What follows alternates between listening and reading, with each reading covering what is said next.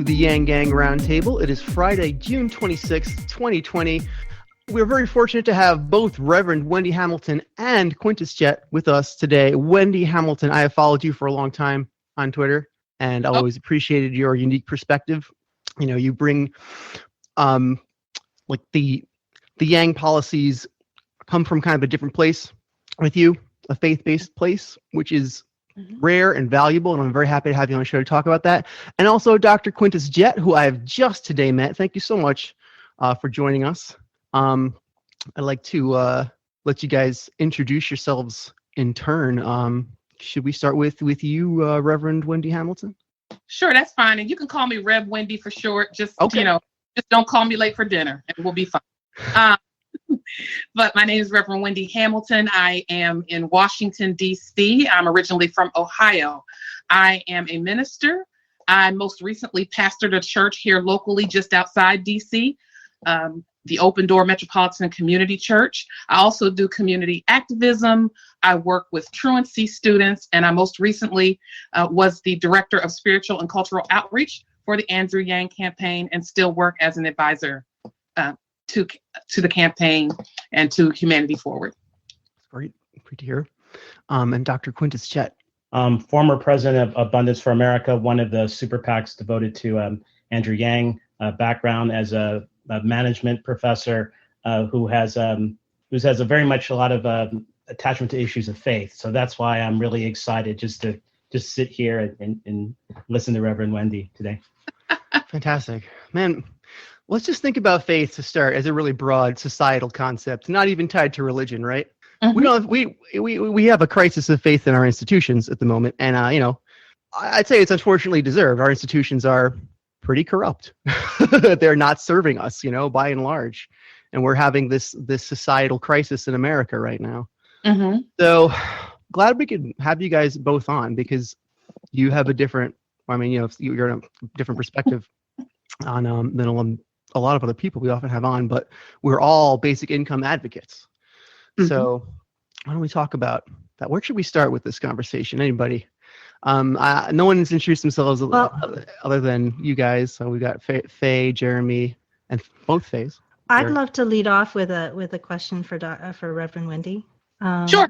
So I have a question, which is, feels like religion and politics are forced to be somehow separate in our society, because churches lose some sort of status, tax exempt status, if they try to participate in politics.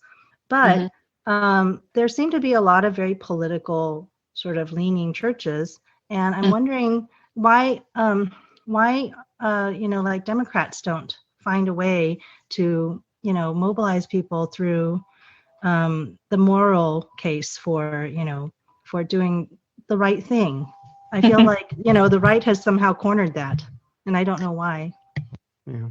Well, that's a good question. Thank you for asking. And I wanted to, just before I get to the answer, Shell, you mentioned that, faith in terms of people losing faith in institutions. And I would say that, yes, there is a broad swath of the electorate that probably can identify with that. I wouldn't say everybody is identifying with that, but I would, offer that faith is not just about having faith in a particular religion or a particular, spiritual tradition, but it also involves having faith in our leadership and having faith in our government, to represent us and to do the right thing. And so that brings me to Faye and this concept of the right thing.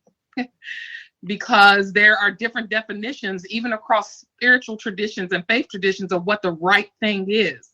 And when you speak about the Democrats versus the Republicans in terms of how they present faith issues and how they navigate faith issues, even in their spiritual institutions, I would say that the Democrats actually there is a moral left. We just, our message maybe is not resonating in the same way that the moral right is. And so there's been a movement in this country, if you are familiar at all with Reverend Dr. William Barber and the Poor People's Campaign. I mean, he is basically putting in the work and promoting the ideas, because what I would say to you is that the concept of faith, religion, spirituality from a democratic or left-leaning perspective is rooted in social justice. It's rooted in looking out for the poor and the least of these and the widowed and those who have no voice and cannot speak for themselves. So there are plenty of people amplifying that message. However, it is getting drowned out in many ways by those who feel like they have a more moral high ground.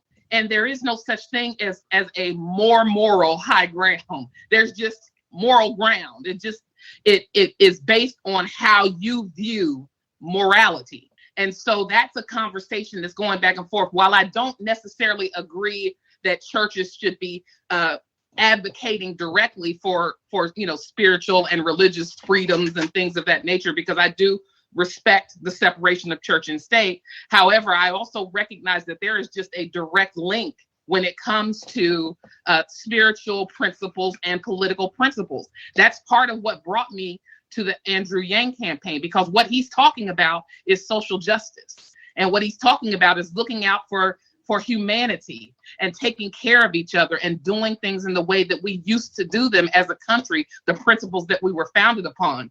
When I discovered him, it was February of 2018. Okay, so I'm OG Yang Gang. I was there from the beginning. I'm OG YG. And I happened to read an article in the New York Times in February 2018 called "The Robots Are Coming." And it was introducing this young Asian gentleman who had just put his name in the hat for the 2020 Democratic presidential nomination. Now, mind you, this is 2018, right? So I'm still sort of reeling from 2016. I'm like, 2020, like who's even thinking about that right now? I'm still in shock with what's going on here. But at the same time, as I began to read the article and he started talking about the threats of automation, he started talking about, why Trump was actually elected, the real reasons that got him there, the job losses that occurred across the Midwest and people feeling like they're unheard. And so I'm reading this and I'm like, wait a minute, I'm kind of liking what this guy is saying. And then he started, talking about tangible ways to address some of these issues, not just pie in the sky ideas, not just things that you put out there that have no hope of getting through Congress, but he was talking about helping people, and specifically with the universal basic income and putting $1,000 a month in people's hands. And so I started thinking about my upbringing in small town Ohio, where my grandmother and my grandfather worked for the shoe factory and the atomic plant. And back in those days, I'm gonna tell on myself, but in the late 70s, my age, when I was growing up, if you made $18, $19 an hour, you were living pretty well. You were relatively middle class in those days. And so we were doing pretty good there. But when those jobs started getting automated away, when they started getting shipped overseas, there was nothing that came in comparable to replace them. And so our small town fell into despair.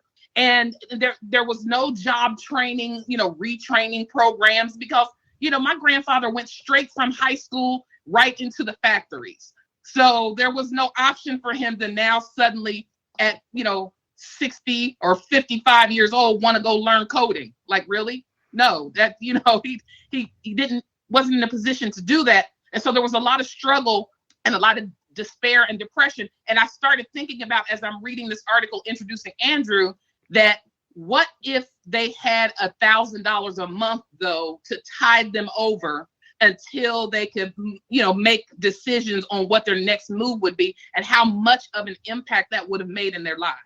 And when I said that, I said, he's offering a tangible solution. I don't know who this dude is, but I'm with him.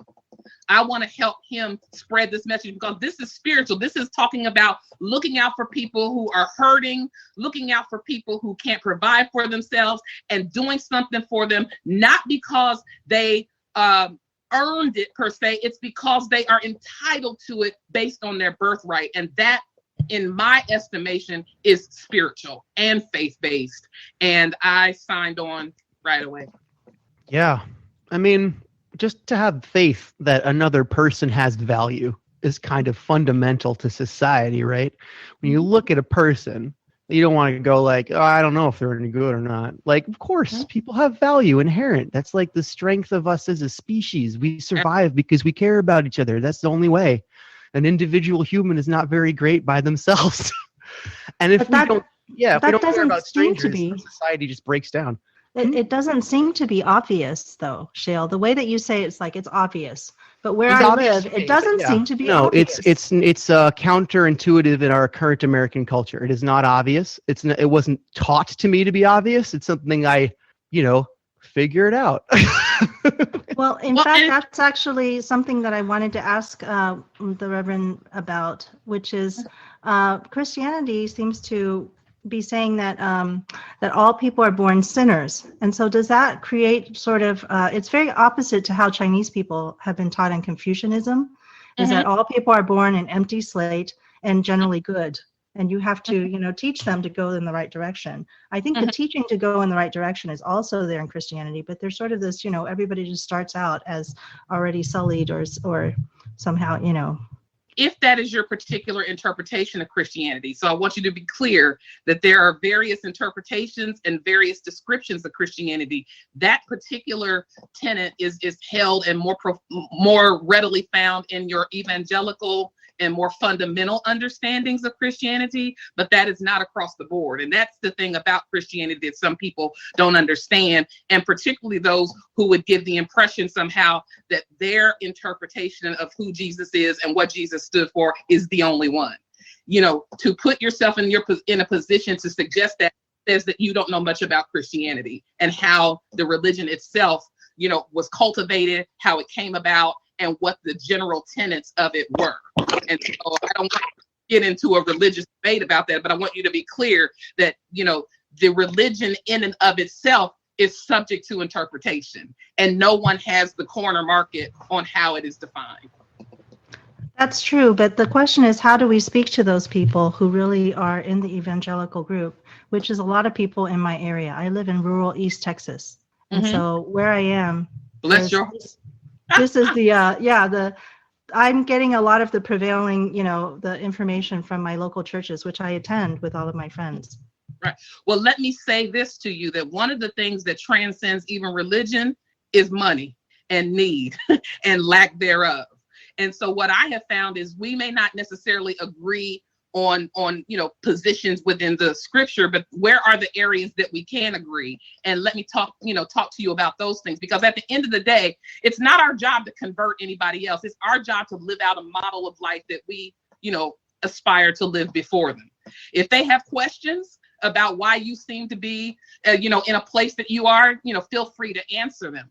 But this idea somehow that I have to necessarily convert somebody over to my way of thinking never works out.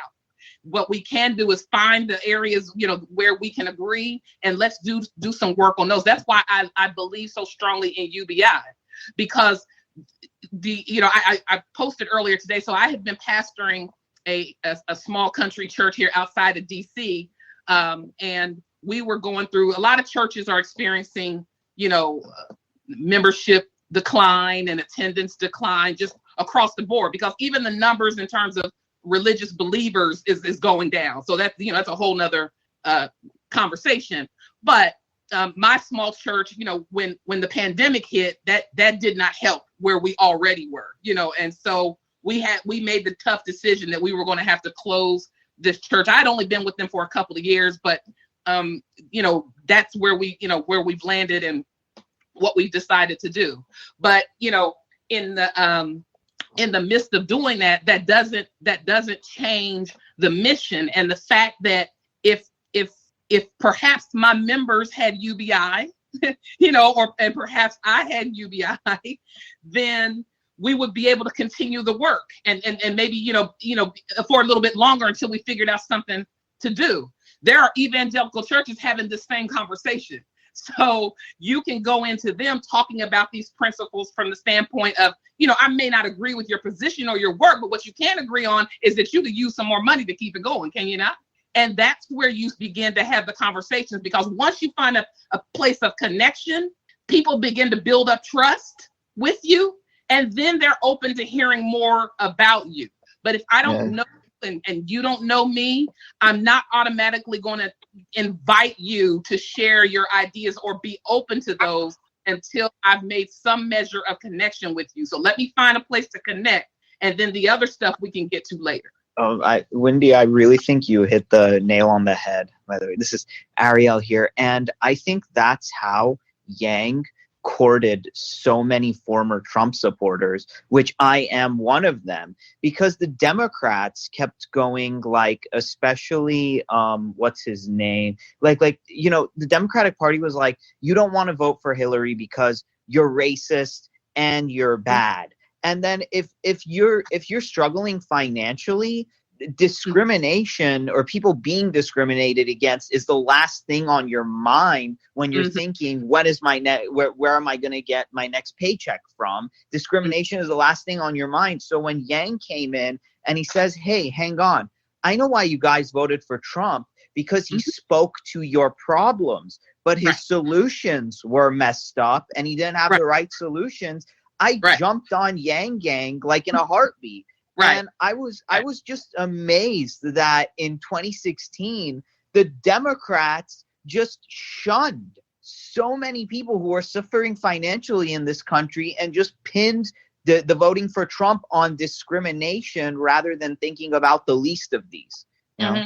Well, what I'll say to that is that I would not necessarily just say it was the Democrat, because it really is about reading the moment and reading the time and reading the electorate. And so in that regard, I would say the Democrats probably misread the time and what's happening, because I think the atmosphere and the time calls forth the candidate. Does that make sense? And so I feel like because the Democrats missed it and Trump in his own way was endeavoring to speak to a larger issue, that was the issue people were more focused on at the time, and therefore he became the candidate.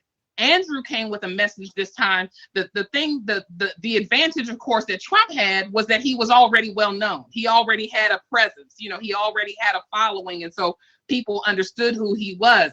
Andrew had a dynamic message, still does, but nobody knew who he was 2 years ago. We started out in some very small places talking to people, and even a year later, it was kind of like, what's his name again? What's you call him?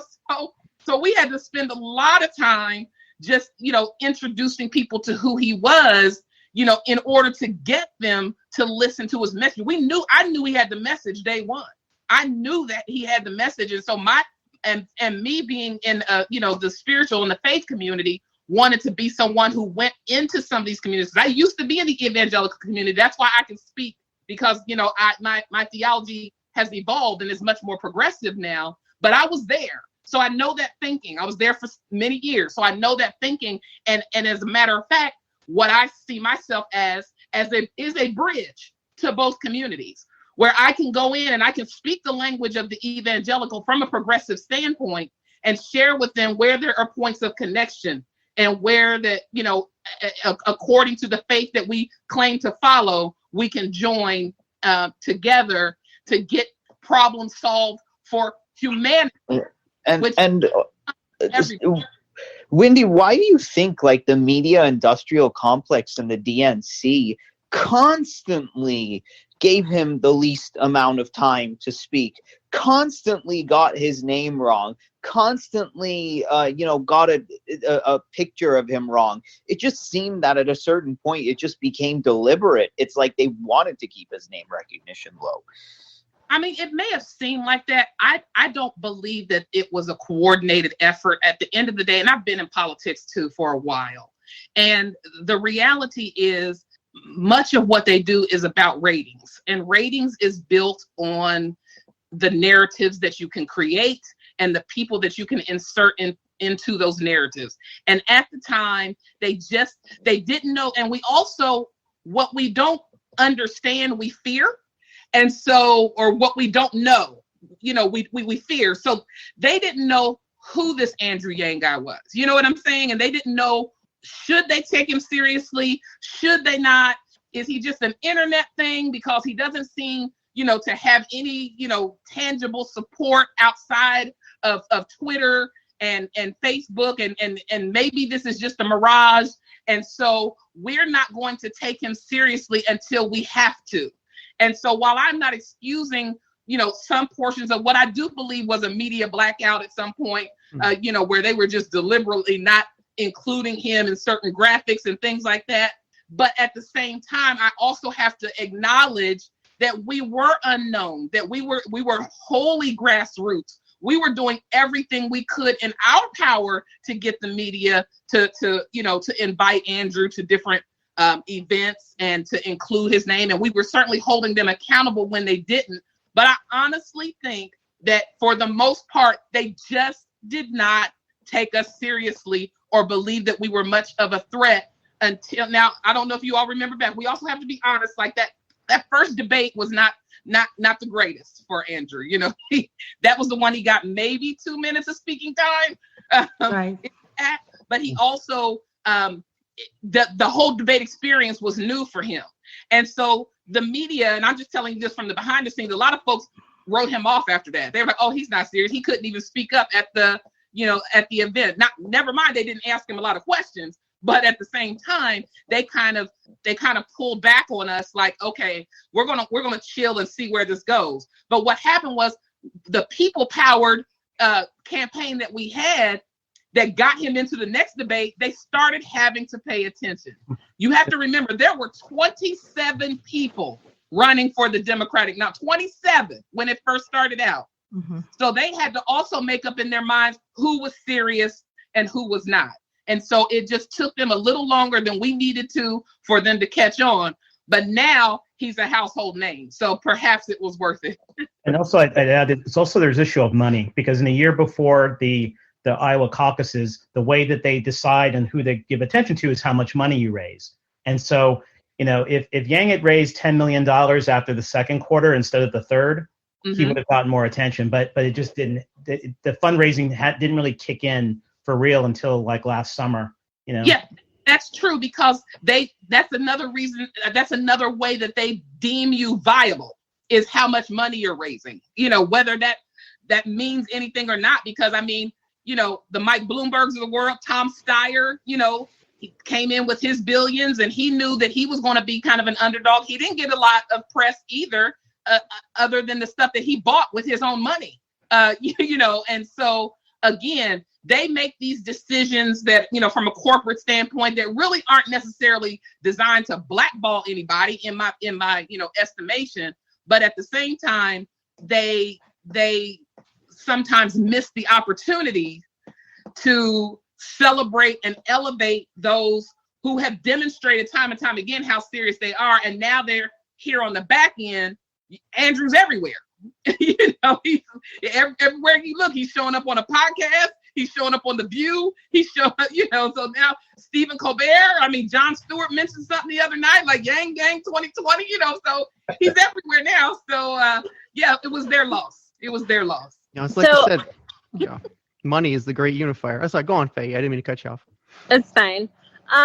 Okay, so I want to talk about something like my family's doing in little old Washougal, Washington, tiny little town. They're very involved in their church, and my grandpa has collected a bunch of different people, different churches' information and the different kind of services that they put together. Like my grandpa works it's called Treasure House. It's just a thrift store, but like they collect food from Safeway that's expiring, and they give it to homeless families and stuff.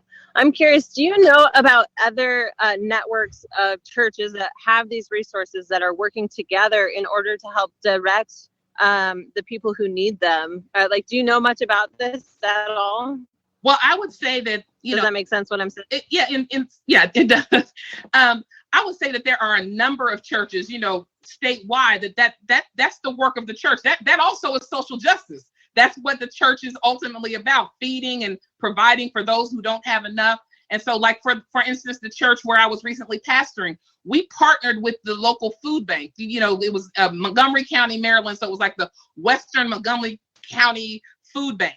And we would, take in donations, and then one of our church members every month, and we would take what we had over to the local food bank. And so I think that is a work that is going on locally all over the country. Those kind of works, unfortunately, are not the ones that get highlighted. Those those don't bring ratings, the good things that are happening. But if there's some kind of, crazy, person that, says some wild and outlandish thing at a sermon or something like that, that's going to be breaking news. And so unfortunately, we have to work to do these things and continue doing them behind the scenes. Well, I guess what I'm curious about is, are there networks that exist that are already connecting these different churches? Because what I found out from him is people are double dipping, triple dipping from all these different resources, and the people who need it aren't actually getting it. Yeah, I met a guy here in San Diego, and he grabs 7-8 bags of bagged food for his family and has to hike it back up, and so I'm just curious if you know about existing networks like that. Well, not off the top of my head, but I could certainly look something up and send that to you, as I look for the information. But let me say too that these are also pretty desperate times, as we all know. Yeah. And you say some people may be double dipping, and they very well may be, but there may be some that are in need of it, for whatever reasons. And so you're always going to have those folks. But yeah, I will, send you, I'll get your email information and find out, what networks that I can send to you to let you know where that's happening. But just know that it is happening. And there are a number of people who are doing it, and they're doing it for the right reasons. To kind of piggyback on that, Rev Wendy, I guess, could you, kind of go into a little more depth of why it's important that the church plays the role of a social safety net versus the state? Well, I think that both play a role. I don't think the two are mutually exclusive, but I will say that church programs can and tend to be much more accessible and effective in my estimation, because there's no means testing. I mean, at the end of the day, that's really the difference, is that the state's going to make you jump through hoops and the church is going to say, open your trunk. And the difference is tremendous. It's a colossal difference, because 3/5 of applicants for welfare get nothing, right? Ridiculous. So and not only and also, and this kind of goes back to what Faye was saying about double dipping, with the state, they also monitor and to a certain degree try to dictate how you utilize any resources that they provide for you. And if you don't use them, if you don't spend them in a particular way, if you don't adhere to the guidelines, you could be cut off, or you could get to a point where you are disqualified from a program simply because you made $10 on the side that they found out about. Yeah.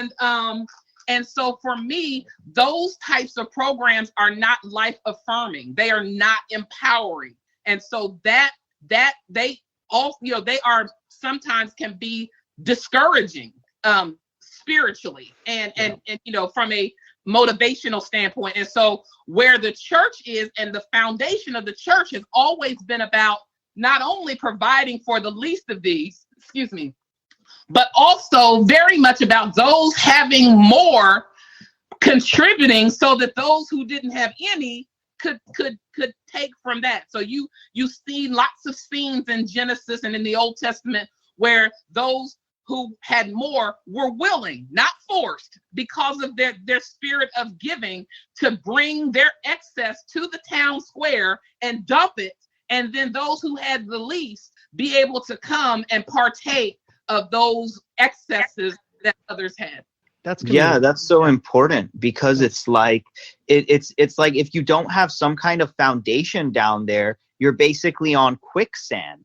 And then how can you pull somebody out of quicksand when you're in the quicksand yourself? You got to get a floor underneath you to pull those people out of the quicksand. So when the least of these keep getting less, everybody gets less. And then sometimes we have the most of these that if they get a little more, they can help out more. And that's like that's what a UBI is, and that's what I see it as. Wendy, Reverend Wendy, we have you. I want to ask you, you deal with a lot of intractable people, I'm sure, as a person with a nuanced political position, right? So I'm I'm trying to do everything I can to get UBI. I'm trying to make connections with all kinds of different people from different parts of the political spectrum. And I saw, Mitt Romney saying some sort of vaguely pro-UBI things, doing some encouraging things. So, I tweeted to him, like, hey, Mitt Romney, if you back a UBI, you got my support no matter what you do, we can work together, both sides of the aisle. And just my tweet to Mitt Romney, one of my friends who's a liberal, she's like, no, you can't work with Mitt Romney because he is against abortion and you cannot under any circumstances do anything with it. I'm like, well, we got to make hard choices, and like women who don't have money can't have abortions anyway. So it's already, this is the lesser of two evils in my mind. What do you think? And she just says, nah, that's a bad take. And that's like, it's like they won't discuss it anymore. So I wonder, do you have any rhetorical suggestions for what one does in that kind of a conversation? You must have been there many times. Well, here's the thing. I don't necessarily look at anybody as intractable, because I don't expect anybody to view things exactly the way that I do. I don't expect for people to have to agree with the way that I see things. We can agree to disagree without being disagreeable. And we can look, as I said earlier, for things that we do have common ground on, because there are certain things that are considered my values. So if you are someone who says that you respect me and you respect my values, then you would never expect me to compromise my values simply because you want me to agree with you. I can respect where you stand without having to join you in that moment. I can recognize that this is a place where we'll never probably agree, but let's look for a place where we can. And so when someone such as a friend of yours comes to you and says, well, you can't work with Mitt Romney because he stands for this, thus, and so, why not? You weren't addressing Mitt Romney according to this, thus, and so. You were trying to work with him on a point where you saw connection and agreement, and you can do that without compromising your values. It makes me think about, and this is totally off topic, but anyway, it makes me think about when I was in seminary. So I went to Howard University. That's how I wound up in DC. I left Ohio, came to Howard University here in DC for undergrad, and then wound up going to divinity school there. And so as I mentioned earlier, I grew up in a when I went to church, started going to church right after college, the church I joined was pretty traditional, evangelical, Pentecostal, charismatic, run around the church, all the stuff that you can think of. I used to do all of that, and I found value and merit in that. But when I went to, so I had a very sort of rigid understanding of what Christianity was. Kind of talking, when I was talking to Faye earlier, and this kind of interpretation that I had bought into because I hadn't really grown up in church. So this was my only church experience. So I trusted the leaders I was going. But as I started doing my own research, it started to evolve. So I went to seminary, right? So I get to seminary, and one of the classes we had was world religion. And the world religion, professor, first of all, I had been taught, this is just me, socialized to believe that all other religions are inferior to Christianity, right? I'm sure if anybody's familiar, you know that they've said that, okay, Faye, thank you for testifying. I'm not by myself. So, we were taught that all other other than Christianity, it's not Christian, we don't know that Buddhist stuff. We don't know that Confucius dude. We don't know what he's talking about, so we were kind of discouraged from, exploring other religions. So I get to divinity school, which thank God it saved my life, my spiritual life, because it opened up my mind. And we had this world religions class, and they said, no, there are valid world religions. We're going to study all of them. If you're a seminarian, you're coming to study. And not only are you going to study them, you're going to go visit one of the services or churches that you're not used to. I said, okay, that's it. You're pushing me. It's one thing to study about someone else's way of thinking and way of worshiping, but don't you know I want to get struck by lightning if I go visit another. And one of but of course I came around, I wound up going to go visit a Sikh temple. But I'm saying this to say that the Sikhs are lovely people. Sikhism is a beautiful religion, very friendlier than some church people, but that's a whole nother sermon. But I remember the struggle that I had around the idea that I was actually going to go and visit and talk to these people who believe totally different than I did, and who I had been socialized to believe were so different and something was wrong with them. So I was crying to a friend on the phone saying, I gotta go visit a Sikh temple and go talk to. And he said, Wendy, he didn't say go convert. He just said, go talk to people. Aren't you studying their religion? Like, don't you, I mean, aren't you a religion student? And that's a religion. So can't you go and have a conversation with them without feeling like you have to lay down all of your beliefs and where you stand and all of your values that you've learned just to go visit and have a conversation and reach out to somebody else? That doesn't make sense. If you are in a place where you feel like everybody has to think like you do, believe like you do, and worship like you do, what that says to me is you are a bit insecure in what it is that you really believe. Because if you were set in what you believe in and your values, you wouldn't have trouble talking to people who thought differently than you or who believe differently than you. So I say that if a friend is trying to make you come over to their side and believe what they believe, their way or the highway, it's because probably they're not as rooted and grounded in their way as they'd like you to think that they are. And so your validating them will make them feel more comfortable. And I say that's not required. Thank you. Yeah. Amen to that. I love what you just said. Yeah, because I go to every church. Anybody who asks me, and it might not be a church, it might be a mosque, it might be a meditation, a place to meditate that doesn't even talk about religion. It might be just a temple of some other type that is not, and I go to all of them. If somebody asks me to come join them, because in my local towns, this is the only way people socialize sometimes. They don't know any other way. And so, yeah, that's my son. He's playing Minecraft. But, I feel like that's something that we're not getting to do enough of, because we all sit in our group and we don't join the other groups very often, and we're terrified of them. Right. And so that's that. And so back to Yang, because I'm always going to bring it back to Yang. That's in a sense what he represented. He represented this place where all people could come from different walks of life, from different, backgrounds, religions. I mean, as his spiritual advisor, I spent a lot of time, of course, talking to religious faith communities, particularly the Black church and Christian churches. But I also, talked to non-faith people, and we would be out there on the trail. We had a big, a faith town hall where Andrew got a chance to talk about where he stands in his own faith. And, the guy in the front row was atheist for Yang, and he was like, well, I want to be here too. And I said, well, I'm glad you're here.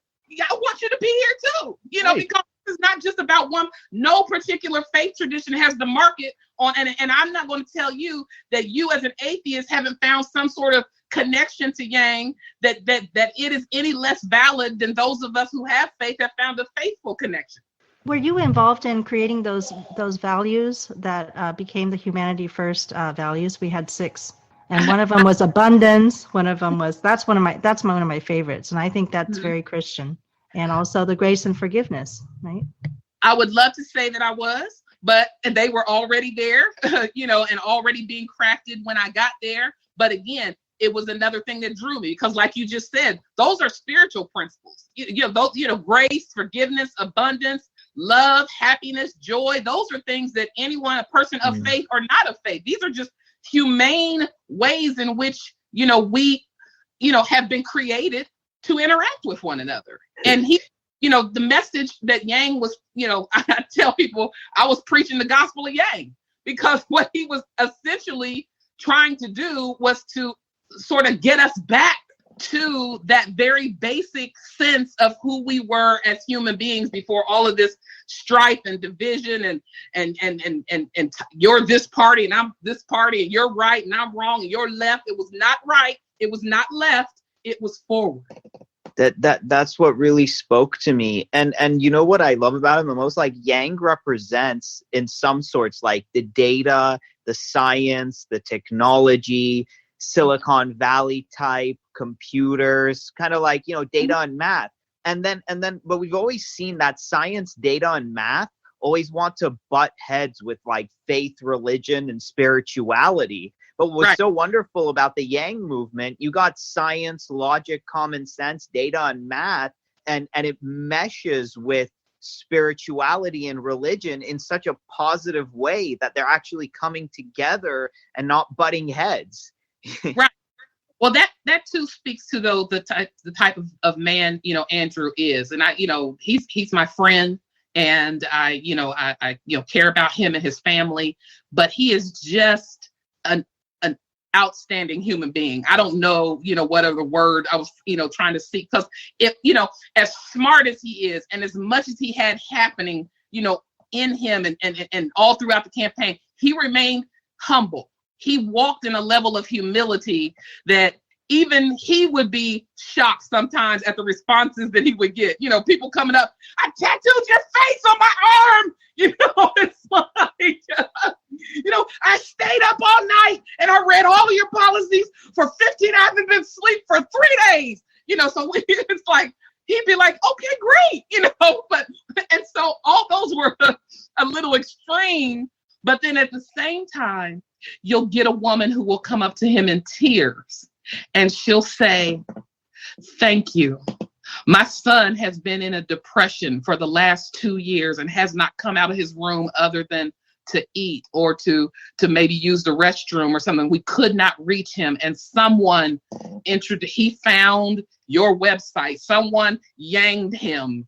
And I have not seen this spark of life in my son, in over 2 years. He's now feeling like he has a purpose and he has something to live for and he has something to connect to. That's spiritual.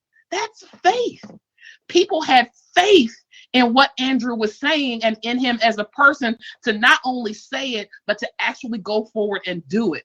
And he's living that out now by, even though not attaining the office, he's still doing what he said he came to do. And I'll end this part with this. When he felt the sense to run, because for him, this was not just a vanity ego trip for him. He said, I didn't wake up one day and say, I think I want to run for president, because he's like, I'm not insane.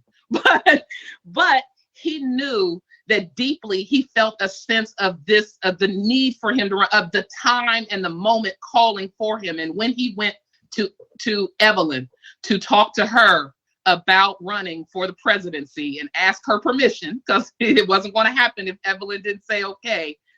After talking with him, she looked at him and she listened and she said, and Evelyn, by the way, is devoutly Christian. She said, you have to do this.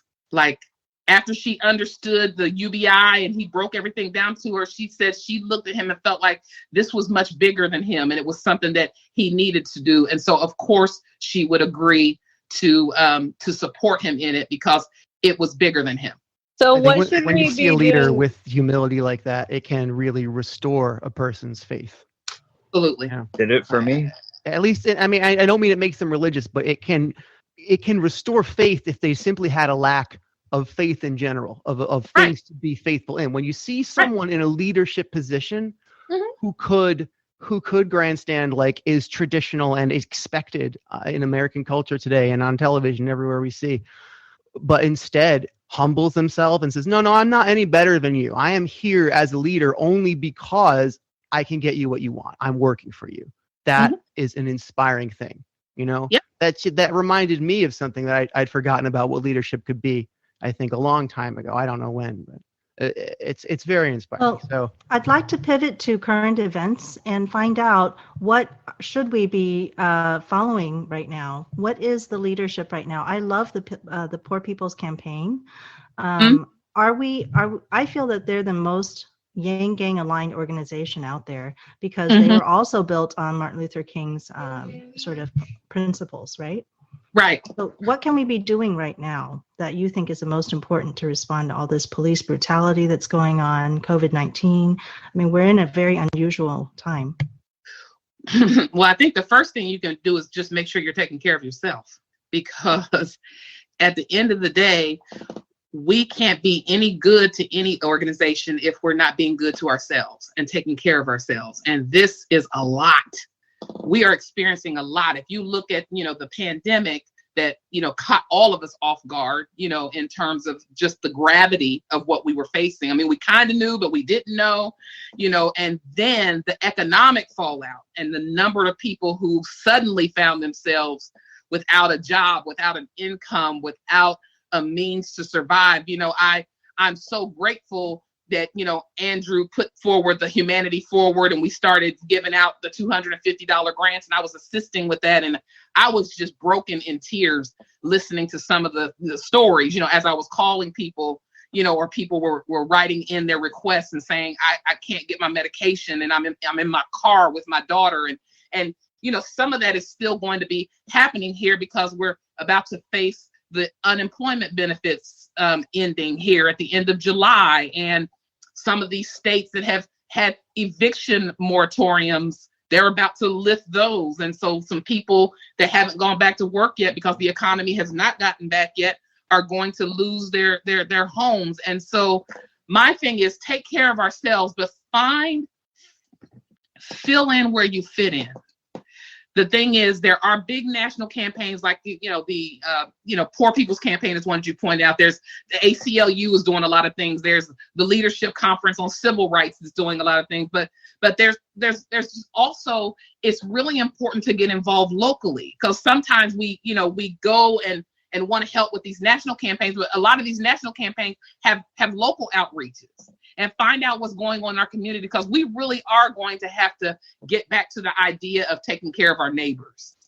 I also add, I want to add something. So, I mean, a lot of people are entering the homeless realm for the first time in their lives. They're jumping into their cars the first time, but we are not prepared to even take on those people, because like I call myself nomadic, but I'm homeless. But it's by choice, right? But I tried to go to the bathroom in 2 different locations, a Denny's and a Starbucks, and I was not allowed to pee in them, right? And I was like, where do the homeless pee? They pee in the street, where that's going to make more toxins, that's going to make them more sick, and you are so close to entering into that realm. We should be creating frameworks where we have public showers that are available and porta potties that are available, and we don't have any of that. And I don't even know where to start with that. Right, and that's why I'm saying find out locally, if that's happening. And if it's not, I know in some cities, the Salvation Armies are providing showers and spaces for the homeless and meals. The Catholic Charities and different, organizations such as those are meeting these needs in different in different parts of the country. So I would start. That's why I say start locally, because what we see locally is ultimately going to play out nationally.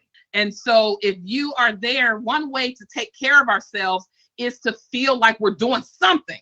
You know what I'm saying? And so do something, even if it's making that phone call or going to visit the Salvation Army and making them aware, Faye, of the struggle and what's happening, and asking them, holding some of these organizations accountable to their missions, because a lot of these folks have put a lot of this stuff in their mission statements, but they either haven't fully lived into it, or they haven't been faced with the opportunity like they are now to actually step up and be and fulfill the mission that they say that they were created to do. So that would be my encouragement to you, Faye, is yes, look at some of the national programming, but most of those programs have a local branch, and we're going to have to take care of each other, because the size and the proportion of this program, if it's not addressed locally, is going to make it even more exacerbated nationally.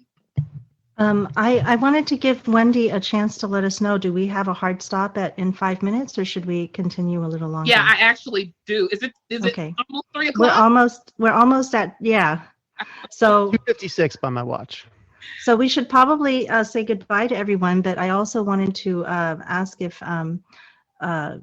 Wendy, you might come back and talk with us again, because we could use you again. We need more Wendy here. As long as my schedule permits, I'm happy to come back. I love all things Yang Gang. This is my family, and that's the thing I've also loved about it, because not only are we talking about getting back to the principles of humanity first, we're actually modeling them, for the most part for people. So we're not, even as supporters of Andrew Yang, we're not just talking about it, we're actually being about it, and people are taking notice of that. We're living it out, we're modeling it for them, and people are noticing, and they say it all the time. They would tell Andrew, man, you have some of the greatest supporters in the world. They're such nice people. I mean, even when I try to argue with them, sometimes they just smile at me and give me data. I don't, points. I don't, I don't know what to do with that. So yeah, I'd be happy to come back as my schedule permits and chit chat with you.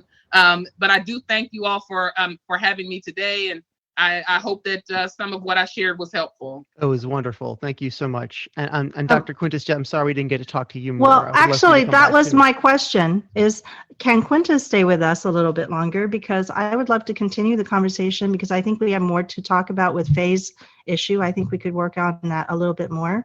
If Wendy needs to pop off, can we stay for a little longer and continue our conversation? Yeah, I'm good. I can go for another 30 minutes. Sounds good to me. Let's do it. Let's do that. Well, thank you, Wendy. thank you so much, Wendy. Do you Thank you, Wendy. Wendy. Do you want to do your Twitter handle or something like that and let people know how to connect with you? Yeah, so I'm at Rev Wendy 3 on Twitter. I also have a YouTube channel where I'm doing spirit talks. They're kind of like spiritual TED Talks. I do them every Sunday, and it's called the Community of Compassion. So you can find me on YouTube. Just look up Rev Wendy Hamilton or Community of Compassion, and you can follow me on Twitter. I have some other things, some other projects that I'm working on that I'll be announcing, down the road. But those are the two places you can definitely find me. I'm on Facebook, but not as much, and I go back and forth about how long I'm going to be on there. So Twitter are the places to be for now to find me. Thank you. And Reverend Wendy, have you heard of the Compassion course online? It's built on. Okay, I'm trying to get Yang Gang to participate in that with me, and maybe we could have like a small group of people doing the Compassion course. It's a year-long course on nonviolent communication. I think it would be a great organizing tool. What do you think about that? I agree. It's something to definitely look into. I am mindful that it is a year commitment, and some people don't know what's going to happen next week, so they may not be as open right now just because of the uncertainty that's happening. But I definitely think it's useful and something that we should consider down the road. Okay. Thank you very much. Okay. Have a good one. Goodbye. Thank you, Wendy. Bye-bye. Thank you. Bye.